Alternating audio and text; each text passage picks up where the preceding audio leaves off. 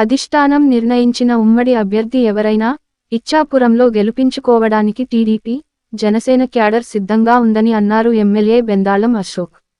TDP, Janasena పార్టీల ఇచ్చాపురం ఉమ్మడి అభ్యర్థిగా బెందాళం అశోక్ ప్రకటించిన నేపథ్యంలో శుక్రవారం ఇచ్చాపురం జనసేన కార్యాలయంలో జనసేన నియోజకవర్గ కన్వీనర్ దాసరి రాజు ఆధ్వర్యంలో టీడీపీ, జనసేన క్యాడర్ ఉమ్మడిగా ప్రెస్ మీట్ నిర్వహించారు.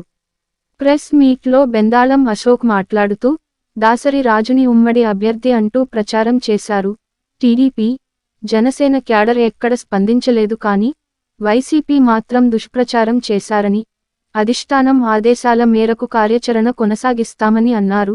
గెలుపుకి జనసేన సహాయ సహకారాలు అందించాలని కోరారు.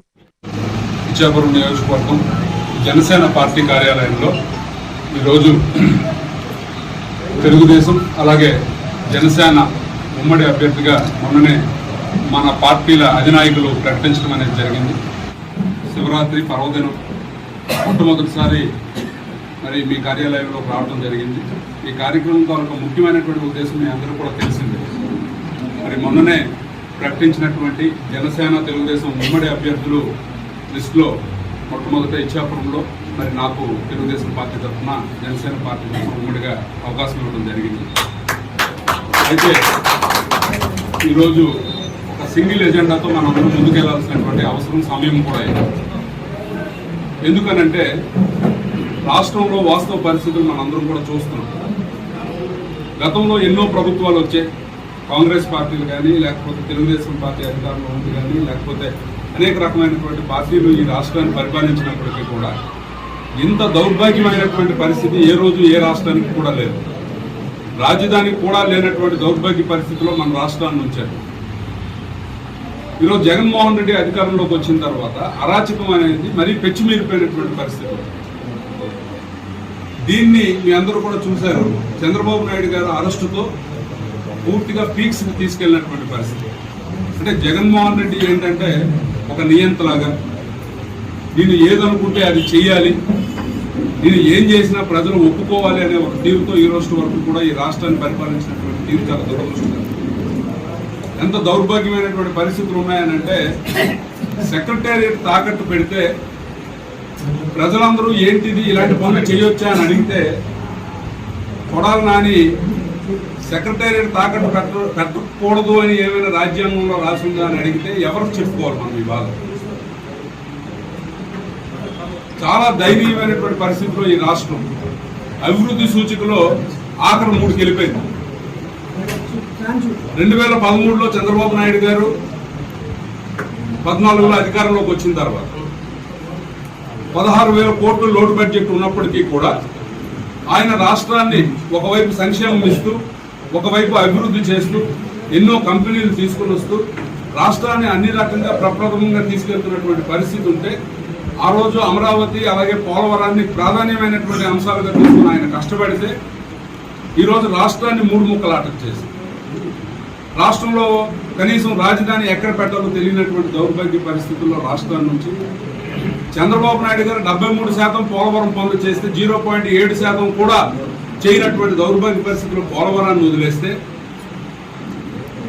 ఈరోజు రాష్ట్రంలో ఉన్నటువంటి రైతులు కానీ, మహిళలు కానీ, వృద్ధులు కానీ, అలాగే ఉద్యోగస్తులు కానీ ఏ ఒక్క వర్గం కూడా సుఖంగా లేకపోతే రాష్ట్రంలో బీసీల మీద అత్యాచారాలు జరుగుతుంటే, ఎస్సీ ఎస్టీల మీద అత్యాచారాలు జరుగుతుంటే కనీసం పట్టించుకున్నటువంటి ప్రభుత్వం ఆఖరికి వ్యవస్థలను కూలీ చేసి ఈరోజు పోలీస్ వ్యవస్థని సొంత సైన్యంలాగా వాడుకుని ఈరోజు ప్రజలను ఇబ్బంది పెడుతుంటే ఈరోజు పవన్ కళ్యాణ్ గారికి కానీ అలాగే చంద్రబాబు నాయుడు గారు కానీ ఇద్దరు కలిసి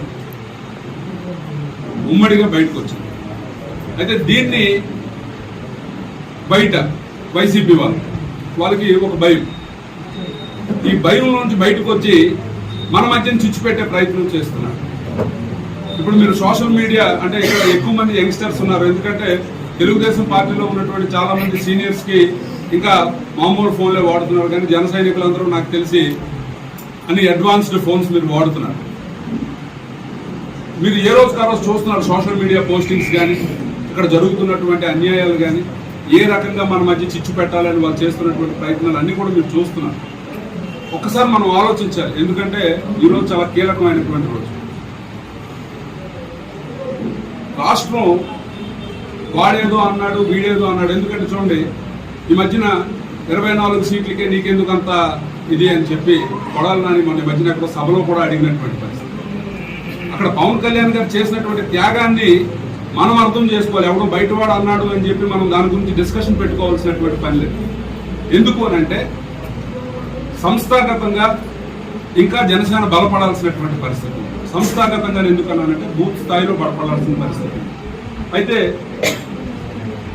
40 సంవత్సరాలు అనుభవం ఉన్నటువంటి తెలుగుదేశం పార్టీకి బూత్ స్థాయిలో కొంత ఆల్రెడీ పట్టున్నటువంటి పరిస్థితి మీ అందరికీ తెలిసినటువంటి విషయం.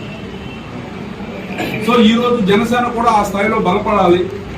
మనం ఈరోజు ఎక్కువ సీట్లు అడిగితే పొరపాటున ఏమైనా సరే ఎక్కడైనా ఓడిపోయే పరిస్థితులు వస్తే ఆ పరిస్థితుల్లోంచి మనం బయటపడకపోతే మళ్ళీ వైసీపీకి అవకాశం ఇవ్వాల్సి వస్తుంది అని ఈరోజు జనసేనని ఈరోజు ఆలోచించి బీజేపీని కూడా కలుపుకొని వెళ్లాల్సినటువంటి అవసరం ఉందని కొన్ని సీట్లు తగ్గించుకుంటే ఈరోజు దానికి వైసీపీ వాళ్ళు ఈయనేదో ప్యాకేజ్ స్టార్ అని ఇంకొకటని మాట్లాడటం ఉంటుంది. దీన్ని మన రెండు పార్టీలు కూడా ఉమ్మడిగా ఆలోచించాలి. అనుకున్నది పెద్ద కష్టమైనటువంటి ఏమి కాదు. ఈరోజు మన నియోజకవర్గంలో అయితే నాకు 100% నమ్మకం. ఆ రోజు అనేక రకమైనటువంటి కుతంత్రాలు నా మీద అయితే మీకు తెలియకపోవచ్చు చాలా మంది కంటే, మా పార్టీ సీనియర్స్ అందరికీ తెలుసు. కానీ నేను ఒక కులానికి నేను రెడ్డి కమ్యూనిటీని తిట్టానని, అలాగే మత్స్యకారులకు తిట్టానని ఆడియోలు రిలీజ్ చేసి ఎన్నో రకాలైనటువంటి ప్రయత్నాలు చేశారు. చాలా రకాలుగా ఓడించడానికి అన్ని రకాలుగా ప్రయత్నాలు చేశారు. కానీ ఆ రోజు కూడా తెలుగుదేశం పార్టీ కీపప్ చేసుకోగలిగింది. ఇప్పుడు ఈ నిప్పుకి గాలి తోడైనట్టు జనసేన బలం కూడా ఈరోజు అదనంగా తోడైంది. మరి మనల్ని ఎవరండి ఓడించేస్తారు? ఓడించగలిగే కెపాసిటీ ఎవరికైనా ఉందా?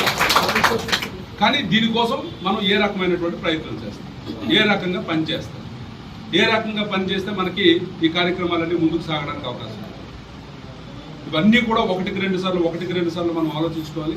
ఖచ్చితంగా ఈ రోజు నుంచి నా అభ్యర్థన ఒకటే, ఉమ్మడి అభ్యర్థిగా నన్ను ప్రకటించారు.